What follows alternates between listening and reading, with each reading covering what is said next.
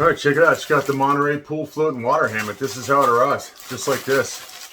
This was sent to me for evaluation purposes, but all opinions are my own, so I got loud. All right, let's open this up and see what we got inside of here. This package itself is about 6 by 6. Got this little string and lanyard guy in here. So this is made from non-stick PVC and mesh, which is apparently a lot stronger than regular PVC, according to the literature. So this thing opens up just like this. 2 sections we blow up in, and we've got the mesh hammock itself. So where's the inflator at? Okay, the inflator's on this side, and just as you would expect, a little plug with a hole in there. We blow that up, we gotta squeeze that.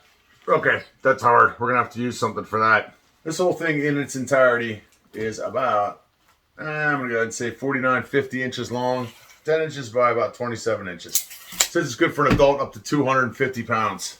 Almost rules me out. I'm close.